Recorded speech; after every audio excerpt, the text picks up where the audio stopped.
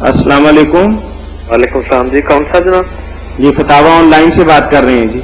अच्छा, ये तो मेरा एक सवाल है मौलाना साहब से। जी फरमाइए। ये जो दाढ़ी रखना है ये सुन्नत है या फर्ज है? दाढ़ी के बारे में जो लोग कहते हैं कि ये सुन्नत है, उनका माना ये नहीं होता कि ये लाजमी नहीं है। वो कहते हैं कि ये कुरान में हुक्म नहीं है, सुन्नत में। जैसे खतने का हुक्म है, कई चीजें हैं कि वो कुरान में नहीं बयान हुई, ये रसूलुल्लाह ने बयान की है, इसलिए आज से तो उनको सुन्नत कह देते हैं। मगर उनका दर्जा क्या है, ये नहीं होता कि वो घटिया चीज है। एक सुन्नत है जो हम फिकी लोग बोलते हैं कि सवाब का काम है, कर ले ठीक है, ना करे तो कोई बात नहीं, ये उस दर्जे की बात नहीं होती।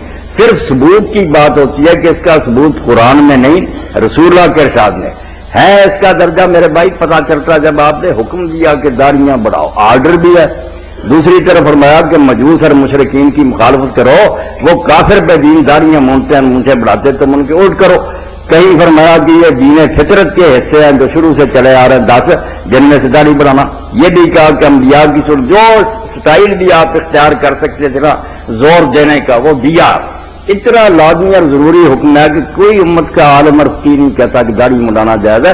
छोटी बड़ी की बात अलग है, सब मुत्तफिक है कि हल्के लिया जो है हराम है, दाढ़ी मुंडाना हराम है, बहुत बड़ा जुर्म है, कबीरा गुनाह है, इससे बचना चाहिए। छोटी बड़ी की कोई बात नहीं, वो रमा की 10 ऐसे रहती हैं। आप बार ये करें, अगर नहीं रखी हुई ना तो मुंडाना अल्लाह के लिए छोड़ दे।